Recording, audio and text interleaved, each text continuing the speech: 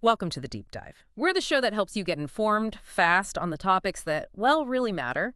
And today we're tackling something that's definitely a hot topic, the future of work. You hear a lot about it. The World Economic Forum, for instance, they've flagged that millions of jobs could be displaced, automation, digitization. It's a big shift. It really is. And it's Yeah. not just, the jobs you might first think of. Cashiers, factory workers, those blue-collar roles are being automated, sure. But we're also seeing it with white-collar jobs, things needing basic decisions. AI and machine learning are stepping in there too. It's happening now. Right. So, okay, if the repetitive stuff and even some of the thinking stuff is going to machines, what's actually left for us humans? And that's where it gets really interesting, isn't it? Because there's this growing idea that Industry 4.0 isn't just about loss, it's creating new kinds of jobs. Exactly. Thinking jobs. Yeah. Reflective jobs. Our sources call them green-collar jobs. Green collar. Yeah, think green as in growth, renewal. It points towards a different kind of human contribution, needing a whole new skill set. Okay, so that's what we're doing today. This deep dive is all about unpacking these green collar roles. We're going to look at 10 pretty life-changing skills. Skills that let humans thrive, skills where computers just, well, they can't compete. Think of it as your shortcut, how to flourish, not just survive. Yeah. Let's kick off with a really core idea. One source uses this great analogy, the eagle versus snake. Oh, I like that one. It's vivid, isn't it? So picture an eagle, king of the sky, right? It sees a snake, dominant on the ground. Does the eagle fight the snake down there on the snake's turf? No way. It swoops down, grabs the snake, and takes it up into the sky. Its domain, where it has the advantage. Ah, I see. So for us, that means don't try to beat computers at computing. That's their ground game. Our sky, our advantage is what? What do we have that they don't? Genuine creativity, real feelings, the ability to ask why, to really question things deeply. They're programmed, we're imaginative. That's the It's difference. their competitive edge. Precisely. And these human advantages, they fall into about 4 main buckets, right? Higher level thinking skills, self-management skills, social skills, and emotional skills. Those are the pillars we'll explore. Yep, that's where we focus today. Okay, let's tackle that first pillar then, the thinking skills. Mhm. And number 1 on the list. It's a big one. Creativity. Right, creativity. Fundamentally, it's about using your imagination, isn't it? Connecting different ideas, sometimes mashing them together in new ways to get those aha moments, those big ideas. And it's something you can learn, something you can activate. Often happens when you step away from, just logical step-by-step thinking. And the ways it happens can be pretty surprising, like importing ideas. Henry Ford, right? Everyone knows the assembly line. But where did he get the idea? From a meatpacking plant. He saw carcasses moving on a conveyor, different stations doing different things. A disassembly line, basically. And he flipped it, turned it into an assembly line for cars, cut production time. What was it? From 12 hours down to like 90 minutes? Incredible. Totally. Or think about the Apple Store, that Genius bar. Yeah. That concept, borrowed straight from a regular bar. The stools leaning in. Yeah. It encourages that close, informal chat between the customer and the genius. Like talking to a bartender. Huh. Never thought of it that way. So creativity isn't always about pulling something out of thin air. Not at all. Often it's about that cross-pollination. Looking outside your own little box for inspiration. Importing ideas. That's powerful. Okay. What else? Well, there's combining things that seem totally unrelated, dissimilar products. Steve Jobs was a master at this. The smartphone. It basically merged a computer and a cell phone. Boom. Changed everything. Or Barbie. Ruth Handler saw traditional dolls, and then this German doll, Lily, which was more adult-like. Right. She combined them, saw a gap for a grown-up doll for kids, blended 2 different concepts. So the insight there is these breakthroughs happen where different fields or ideas bump into each other. Exactly. At the intersections. Another angle is spotting new patterns. Jack Dorsey in Twitter. He was apparently fascinated by how emergency dispatchers communicated. Short, sharp bursts. Critical info only. And he thought, why can't everyday chat be like that? Concise, impactful. Yeah. And then there's just, well, luck. Serendipity. Like Archimedes in the bathtub. Eureka. That's the classic. Or Jeff Bezos back in '94. He just noticed this statistic. Internet usage growing at 2,300% a year. Wow. And he thought anything growing that fast is going to be huge. Didn't know what exactly, but he jumped on it, started Amazon selling books online. So it's about being open, noticing things, and being ready to act when you see that unexpected connection. Absolutely. Which leads to enabling creativity. How do you actually cultivate it? Unbounded curiosity is key. Like the Velcro guy. George Mistral. Perfect example. Takes his dog for a walk, comes back covered in burrs. Instead of just being annoyed, he gets curious, looks under a microscope, Sees the tiny hooks. and thinks, I can copy that. Nature's fastener system. That's pure curiosity leading to invention, asking why and how. You also need, maybe counterintuitively, no time. Sounds weird, right? But it means carving out quiet time. Distraction-free. Tim Cook gets up at 4 a.m.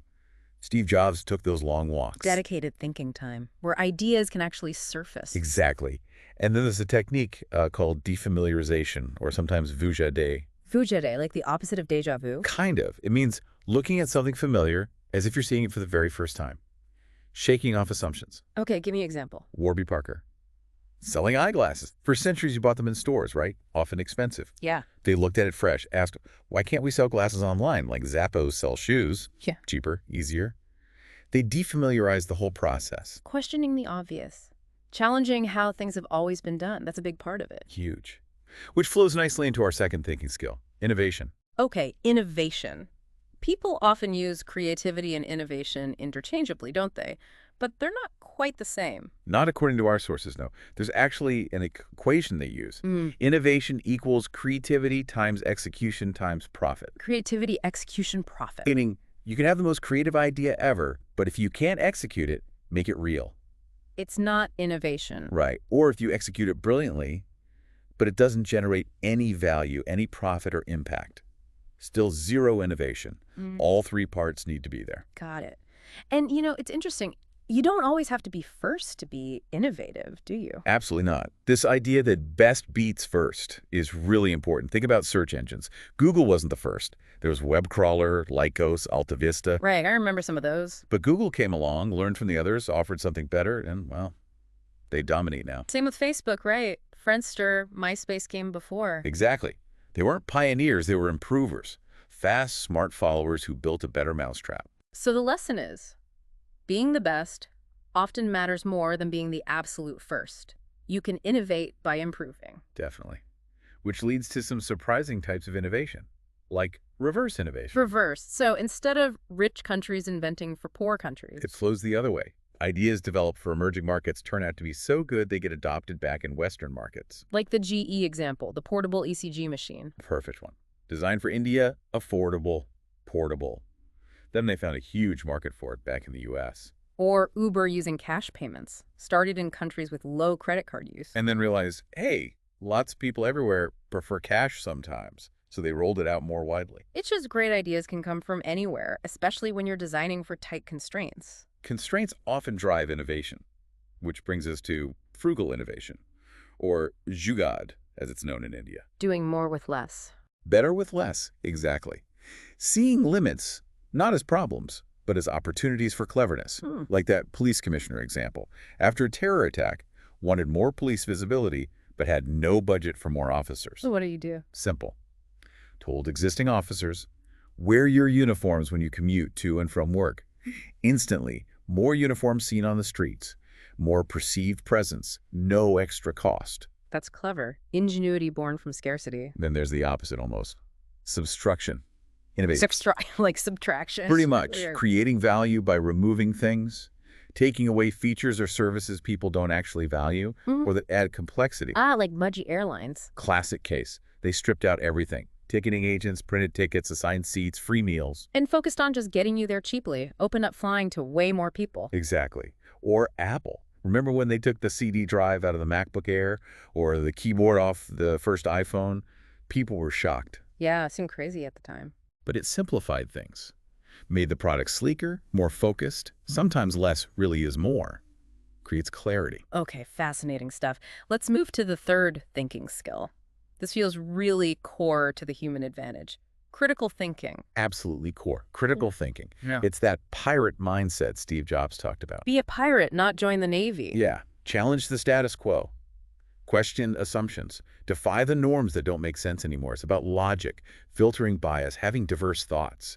Elon Musk does this constantly. PayPal challenged the idea that only banks could safely transfer money. Tesla challenges the assumption cars have to run on fossil fuels. And history is full of examples, isn't it? Like Roger Bannister. The 4-minute mile, For ages, everyone knew it was physically impossible for a human. Doctors said it, coaches said it. Until Bannister did it in 1954. And then what happened? Just 46 days later, someone else broke it. A year later, 3 guys did it in the same race. Wow. So once he broke that mental barrier, that assumption, It opened the floodgates. People realized it was possible. It shows how powerful assumptions can be and how critical it is to question them. but thinking critically isn't always easy. We have our own internal roadblocks, Oh, definitely. Cognitive biases are a huge one. We're all prone to them. like overconfidence, thinking we're better than we are. That's the Dunning-Kruger effect, yeah. Or confirmation bias, where we only look for info that supports what we already believe and ignore stuff that contradicts it. So how do you fight that? How do you outsmart your own brain? Well, first step is just admitting you have biases. Everyone does. Then actively work against them. Play devil's advocate with your own ideas. Deliberately seek out people who disagree with you, who will challenge your thinking. Get those external perspectives. So don't just surround yourself with yes men. Actively look for the no. Exactly. It forces you to sharpen your own arguments or maybe even change your mind. What else gets in the way? Our own biology sometimes. The reptilian brain, that primitive part. Fight or flight. That's the one. When it senses a threat could be a real danger or just criticism or bad news, it can hijack everything. It makes you react emotionally, defensively, before your rational brain even gets a look in. You mentioned experiencing this yourself. I did. Presenting a new product, feeling confident. CEO takes one look and says the color reminds him of, well, urine. Ouch. Yeah. Mm. Instant reaction. Mm. Anger, defensiveness. My reptilian brain fired up. Huh? But I consciously paused, took deep breaths, sipped some water. That gave my rational brain a moment to catch up, and I realized he wasn't wrong. The color wasn't great. Pausing allowed for a better decision. So the practical tip is feel that rush of emotion, pause, breathe, let the thinking brain engage. Crucial. Don't let the lizard run the show. Okay, let's hit the fourth cognitive skill. Framing the right question. Sounds simple but powerful. Hugely powerful. It can be a total game changer for problem solving. One technique is just how you phrase the question. Instead of asking, can we do this or should we do this, which kind of invites a yes-no judgment. Reframe it how? Try, how might we? How might we achieve this? It immediately opens things up, encourages exploration, brainstorming, multiple possibilities, takes the judgment out. Shifts from deciding to exploring. I like that. And asking the right question can turn like an impossible demand into a breakthrough product. Like the Polaroid camera story. Exactly. Edwin Land's daughter, impatient, asking, Daddy, why do we have to wait for the picture? Over and over. That's simple kid's question. Forced him to reframe the problem. Not how to develop film faster, but how might we see the picture right now led to instant photography. So it's about defining the problem in a way that opens up solutions. Or spotting a customer pain point and turning it into a huge business. Uber's origin story, right? Trying to get a cab in Terrace. Yeah. Travis Kalanick and Garrett Camp were stuck, frustrated. And they asked, what if you could just tap your phone and get a ride? That question addressed a massive unmet need. The right question unlocks the solution to a real frustration. Absolutely. And then there's the Stanford $5 challenge. Really shows how reframing works. Right, students get $5, 2 hours, make as much money as possible. Most teams did okay, bought stuff, sold it for a small profit. But the winning team, They didn't use the $5 at all, did they? nope. They realized their most valuable asset wasn't the money, it was the 3 minutes they had to present their results to the class, which included venture capitalists, So they sold their presentation time. to a company that wanted to recruit Stanford students, made hundreds of dollars. They totally reframed the question from, how do we make money with $5, to, what's our most valuable resource right now? That's brilliant. It really highlights how asking a better, deeper question is often the key to finding the best answer. It's like the Socratic method in action. Precisely, guiding towards discovery, not just giving answers. Okay, let's shift gears. Moving beyond pure thinking skills to the adaptive and connecting ones. Huge in this new world. First up, lifelong learning. Oh, this is non-negotiable now, isn't it? The world changes so fast. Satya Nadella at Microsoft nailed it. The learn-it-all will always do better than the know-it-all. Love that. It's a mindset shift. Not about having all the answers, but being constantly curious, always filling the gaps. And you can build it like a habit. The 5-hour rule is a great example. Just 1 hour a day. Or 5 hours across the week, dedicating purely to learning, reflecting, practicing. Lots of successful people apparently do this. It's about compounding. That 1% better each day idea, small, consistent effort, adds up massively over time. So carving out that learning time is key. Even small chunks make a difference. Definitely. And learning isn't just about reading books, right? No, absolutely not. There's the read, reflect, teach idea. Yeah. You mentioned your uncle, the professor. Yeah, he said, read something, then close your eyes, try to recall it. If you can, you understand it. But the real test. Teach it. Explain it simply, like to a 6-year-old, Einstein supposedly said. Yeah. That forces you to really grasp it, solidifies the knowledge. That's a great practical technique. And, you mentioned taking that psychology course back in engineering school. That connects to another idea, learning without an agenda. Right. My friends thought I was crazy. Psychology. For an engineer. But it paid off hugely later in marketing. Understanding consumer behavior, how people sip the image of a brand. It often happens that way, doesn't it? Those seemingly random detours are where the really valuable, unexpected connections are made. Like Steve Jobs in calligraphy. Exactly. Took the class just because it looked interesting, no practical goal. Yep. 10 years later, it fundamentally influenced the beautiful typography on the first Mac. He trusted the dots would connect later. Yeah. So be open to learning things that don't seem immediately useful. You never know where they'll lead. And we absolutely have to talk about learning from failure. Crucial. Henry Ford said something like, "The only real mistake is the one from which we learn nothing." But it's not just our own mistakes, is it? No. Life's too short for that, as they say. Yeah. Learn from other people's failures, too. Your boss's mistakes, historical blunders. It's all free tuition. View every screw-up, yours or someone else's, as data, as a lesson. That's the mindset. Okay, next skill. A really human one, storytelling. Ah, yes. Probably the oldest and still the most powerful way to get ideas across. And it has real economic value. The significant object experiment. That's the one. They bought random, cheap junk trinkets for about $129 total. Okay. Then they got writers to create compelling little stories for each object, put them on eBay with the stories, Yes. sold the lot for over $3,600, a 2,700% markup, just by adding a story. Wow. That's significant. But hang on, is there a danger here? Could this focus on stories lead people to, bend the truth, exaggerate, make things up just to sell something? That's a really important point. And yes, like any powerful tool, it can be misused. The ethical responsibility is huge. But the reason storytelling works isn't about manipulation, ideally.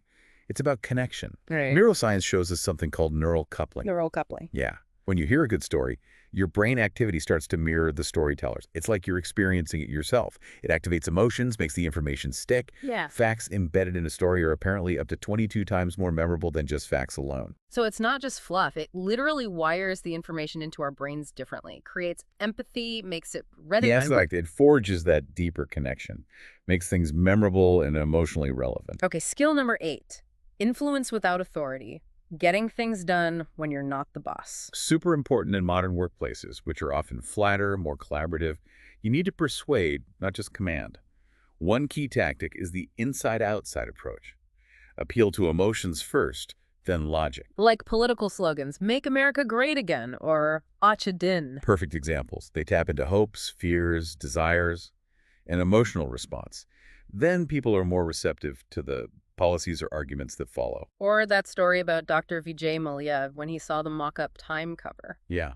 The business plan itself didn't seem to move him much, but seeing his face on the cover, hailed as the guy behind the world's biggest whiskey, that hit an emotional chord, he blushed, asked, "Can it happen?" The image, the aspiration, bypass the logical hurdles, so heart first, then head. Pretty much. And trust is fundamental to influence. You need both competence. People need to believe you know what you're talking about, and warmth. They need to feel you care. Like the military leader example. Soldiers follow because they trust the leader has their back. Yeah, it's not just rank. It's earned loyalty, built on that trust, knowing the leader is capable and cares about their well-being. And simple gestures can build that trust, that connection. You mentioned calling your sales team on Sundays. Yeah, I used to do that. Not about targets or reports, just a quick call. How was your weekend? How's the family? Just showing genuine interest. It built incredible commitment, far more than any formal meeting. Those small acts of showing you care make a huge difference. They really do. Sometimes, though, logic and connection aren't enough. You have to change the context or even stage a drama. Stage a drama? Like what? The story of the two car companies. Right. Sales team knew the competitor's engine was better, but their own engineers wouldn't believe it. Stubborn. So the sales guys secretly swapped the engines in the test cars overnight. Next day, engineers drive their car, now with the rival engine, and rave about how good it is. Then they drive the competitor's car with their own engine and have to admit it's worse. That's bold. But it worked. The direct experience, the drama, convinced them when nothing else could. Sometimes you need a demonstration, not just an argument. Okay, let's dive into the emotional skills. Number 9, humanness. Yeah, with these more complex thinking jobs emerging, just motivating people with carrots and sticks, it doesn't work so well. We need a people-first approach, recognizing that people bring their whole selves, minds, hearts, bodies to work. Humanness unlocks potential. It's about what Ajay Banga at MasterCard called the decency quotient, or DQ, going beyond IQ and EQ. Decency quotient, so more than just empathy. Yeah, it's about genuine care and respect, wanting to do right by people, making sure they feel valued. It's becoming a real differentiator. Leading with the heart, like the JRB Tata story. Incredible example. Firing employees for theft, which seems standard, but then ensuring their kids' education wasn't disrupted. Why should the children pay? That's profound humanness, seeing the wider impact. Or APJ Abdul Kalam sharing that story about the rocket launch failure. Oh, that's powerful leadership. The boss, Satish Dhawan, takes all the public blame for the failure. Complete shield for the team. Then, when they succeed a year later, Dhawan pushes Kalam forward. You lead the press conference. It's your team's success. taking the blame, giving the credit, that builds incredible loyalty. That's humanness in leadership. Absolutely. And it's often the small things, too, making people feel special, like your chairman asking about your cold, even when you expected trouble. Yeah, that stuck with me. Such a small gesture, but it showed he saw me as a person, not just an employee who messed up. Made a huge difference. It validates that Maya Angelou quote, doesn't it? People will forget what you said, forget what you did, but never forget how you made them feel. So true. Those small acts of kindness, of genuine interest, they matter. They really do. Okay, final skill. Number 10, rounding out the emotional side. Entrepreneurial spirit. And this isn't just for founders. You can have this spirit inside a big company. It's less a job title, more an energy, a mindset. Having, as one source put it, aspirations greater than the resources at their command. Challenging things, spotting opportunities, always looking for growth, even in your current role. Exactly. And a key trait is the aviation mindset. How so? In aviation, every crash, every near miss is investigated intensely, not to blame, but to find the root cause and fix it so it never happens again. Relentless improvement. So people with this spirit see failures the same way, as data, opportunities to learn and make sure it doesn't happen again. Precisely. No blame game, just learning. Don't make the same mistake twice. They also have a strong bias for experimentation, right? Like Bezos at Amazon. Totally. Famously saying, failure and invention are inseparable twins. Yeah. You have to experiment to invent, and experiments, by definition, might fail. He even said if your failures aren't getting bigger, you're not inventing enough, accepting big misses like the Fire Phone as part of the process. That takes courage, but it fuels growth. It's about calculated risks and learning, win or lose. And that links back to aspirations greater than resources. Yeah. Look at Elon Musk wanting to make us a multi-planet species. That aspiration seems insane given the cost of space travel. But he didn't let the resource gap stop him. He innovated. Reusable rockets. Slash launch costs dramatically. Bridge the gap with ingenuity. So don't let limitations kill the dream. Find clever ways around them. That's the spirit. And nurturing positive thoughts is part of it too. Like Adam Grant helping Sheryl Sandberg reframe her grief. Yeah, focusing not just on the awful loss, but on what didn't happen, what could have been worse. Finding gratitude, even in tragedy, it helps build resilience. Which leads right into the final aspect, grit and resilience. Absolutely essential. Sticking with things when they get tough. Walt Disney faced so many setbacks before he succeeded. Or Sachin Tendulkar getting hit in the face by a bouncer. Yeah. Young kid, debut match, bleeding. And he just says, "My Kelliga, I will play." Gets back up, hits the next ball for 4. That's pure grit. Adapting, pushing through, never giving up. That resilience, that determination, it's the bedrock of that entrepreneurial spirit. Couldn't agree more. Wow. Okay, we've covered a lot of ground today. These 10 skills, creativity, innovation, critical thinking, asking the right questions, lifelong learning, storytelling, influence, humanness, and that entrepreneurial spirit. They really paint a picture of where human potential shines, especially as AI gets more capable. They do. And the key thing is, these aren't fixed traits you're born with. They're skills. Yeah. Muscles you can build, mindsets you can cultivate. So your journey to being green collar, to thriving in this future, It really can start right now. Absolutely. Which leads to a final thought for everyone listening. Thinking about all these skills, all these human advantages we've talked about, what's one problem in your world? Maybe something that seems impossible right now. What problem will you choose to tackle by deliberately applying one of these skills, starting today?